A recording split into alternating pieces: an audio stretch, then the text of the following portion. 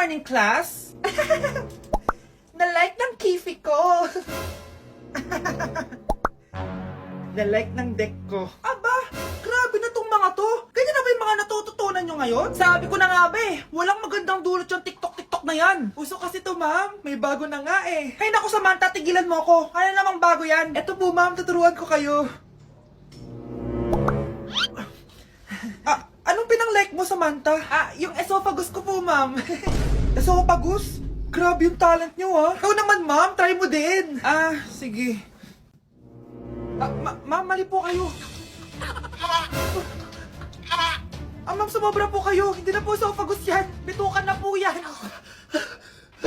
Okay, class. Palakpakan natin si Samantha dahil siya ang top 1 sa klase. Thank you, guys. Mag-aral din kasi kayo na maayos. Paano nangyari yun? Nag-review naman ako buong gabi Tama naman lahat ng sinagot ko sa exam. Oh, Scarlett, bawi ka na lang ha. Ikaw ang pinaka-lowest. Talaga ba, Samantha? Alam naman nating dalawa kung sino talaga yung top 1 at hindi ikaw yun. Ilusyonada ka talaga kahit kailan. Loser! Ang dali-dali lang ng exam, di niya pa nakuha? Ano bang ginawa mo, Samantha? Bakit perfect ka? Stock knowledge! Wala ba kayo nun? Kailangan kong malaman kung anong ginawa mo, Samantha. Magre-rewind ako. Manda ka sa akin. Nakapag-rewind ako!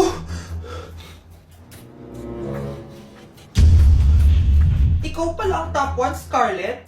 Tignan ko na lang kung sino magiging top 1 after neto. Ha? Bawal yun na! Okay, class, start na tayo. Class, magle-lesson na tayo ma'am, bago mo ituloy yan, may kailangan ka malaman.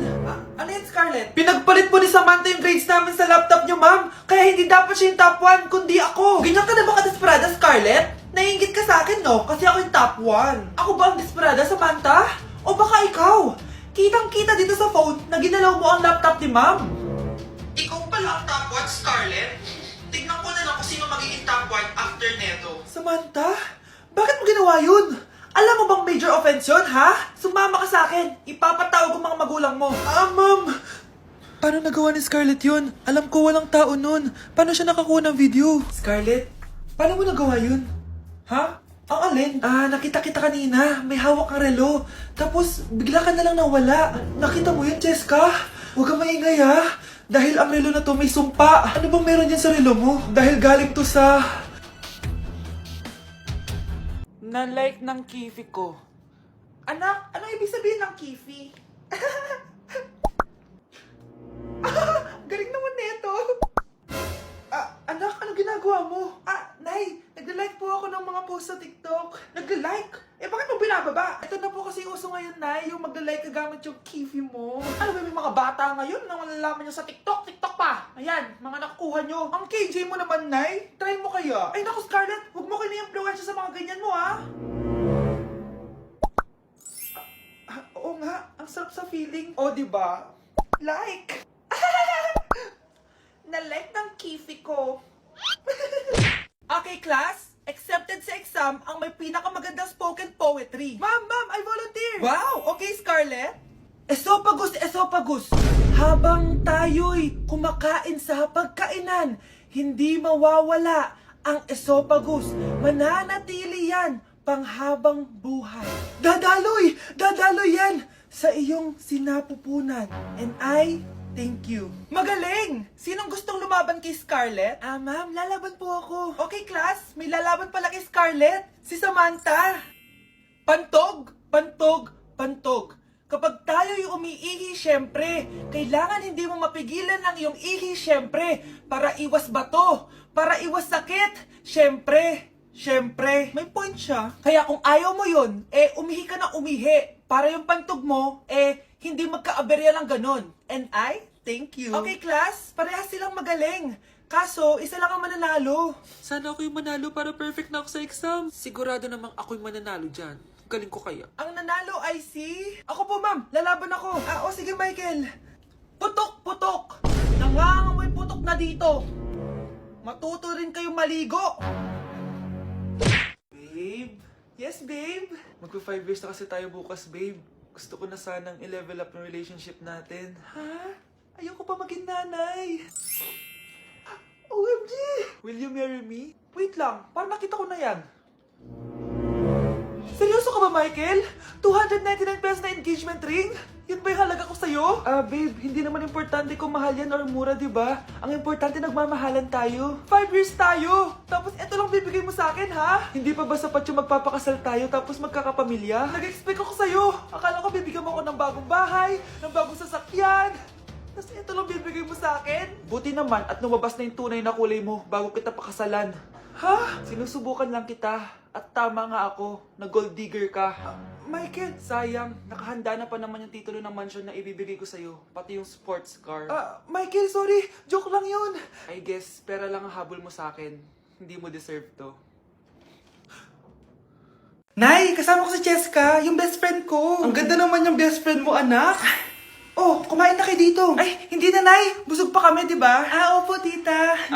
Sige. Pasok na kami sa kwarto, Nay, Tara na. Tagal na natin di nagkita, bes. Oo nga pero syempre, best friend pa din tayo. Basta, walang iwanan Oo naman, walang iwanan. Hanggang sa kabilang buhay pa yan. Lucia, bata pa tayo. Matagal pa yan. Manood na nga tayo. Sige, kunin ko lang ang mga chichirya natin. Mare! Oh, Mars, ang ginagawa mo dito? Nandiyan ba si Scarlett? Bakit, Mars? Si Jessica kasi, yung best friend niya, nasagasaan daw kagabi. Ha? Kasama pa lang ni Scarlett kanina si Jessica. Oo nga. Manonood nga kami ngayon ng movie sa kwarto Scarlett, maniwala ka. Nakalamay na siya ngayon. Di magandang biro yan, tita Sige na, Nay, pasok na ako. Eto, picture ng lamay niya. Ayaw niyo pa maniwala, Jessica? Saan nagpunta yun? Matawag? Scarlett, for sure alam mo na yung nangyari kay Jessica. Pupunta ka ba sa lamay niya ngayon? Ano pong sabi niyo, tita? Scarlett! Scarlett, lumabas ka dyan! Hi, Scarlett. Tara, nood na tayo ng movie. Jessica? Di ba walang iwanan? Sumama ka na sa akin. Hello po, ma'am. Ang ganda naman po ng bahay niyo. Sino yan, Nay? Hello po. Anak, ito nga pala si Bebang. Bagong katulong natin dito. Siguraduhin mo lang na magaling ka, Dahil ayoko sa lahat, yung tatanga-tanga. Opo, ma'am. Ayusin ko po yung trabaho ko. Sige na, mag-umpisa ka na maglinis. Sige po. Di ko talaga gusto yung bago namin katulong dito. Nakakainis yung mukha niya. Ano yun? Ano ba yan? Unang araw pa lang dito, may nabasag ka na agad? Sorry po, ma'am. Tatanga-tanga kasi maglinis. Di mo ba alam na 1,000 pesos ang isa niyan? Linisin mo na yan! At wala ka sweldo na 3 araw, Dahil wala ka naman pambayad niyan. Ganito nyo pala tinrato ang nanay ko. Humanda kayo. Bebang! Gawin mo nga ako ng kape. Ma'am, eto na po yung kape niyo. Ano ba yan? Bakit malamig na to? Gusto mo tapo ko to sa mukha mo, ha? Sorry po, ma'am. Gawin mo ako ulit ng bago. Baka na pang magawa ko sa'yo. Sige po, gagawa na lang po ako ulit ng bago. Pakatanga. Ma'am, eto na po yung mainit niyo pong kape. Sa susunod, huwag kang tatanga-tanga kung ayaw mo mawalan ng trabaho. Bebang! Kuhaan mo nga ako ng tubig dito. Eto po, ma'am, yung tubig niyo. Doon ka na nga. Yung makita pagmumukha mo. Sakit ng tiyan ko!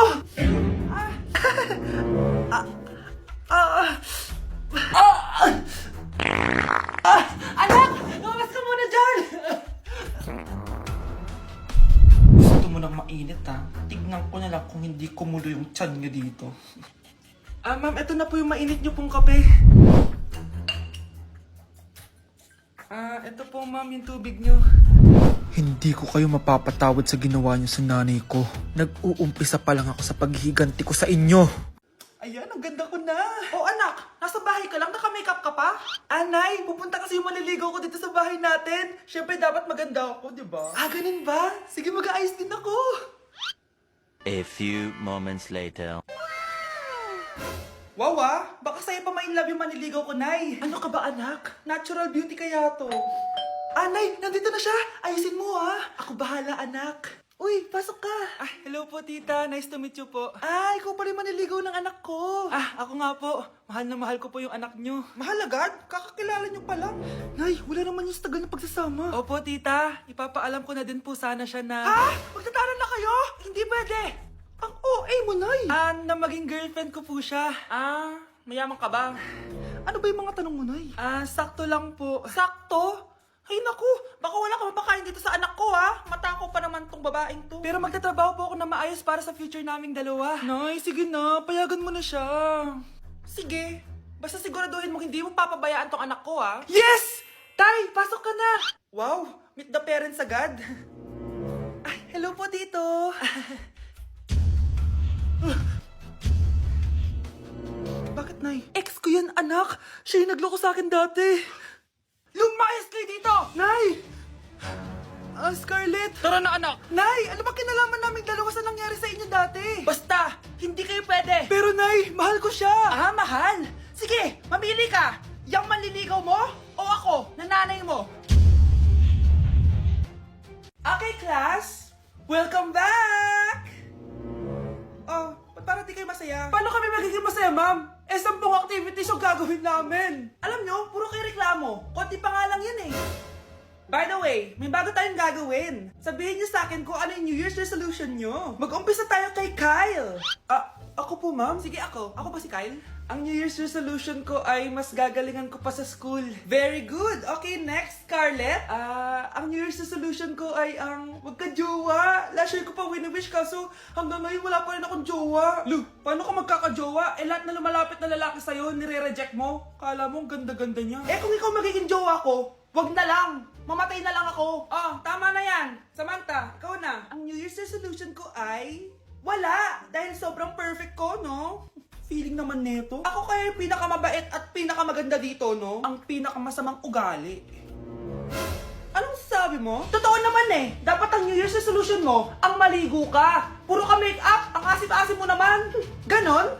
Ang New Year's resolution mo dapat ay ang mag-toothbrush ka. Dahil ang baho na hininga mo, lahat ng crush mo, nata-turn off sa'yo. Kumpara naman sa'yo, be. Itsurang pa lang, nata-turn off na sila. Walang iya ka? Manda ka sa akin pagkatapos nito. Ang New Year's resolution ko ay ang ibagsak kayong dalawa.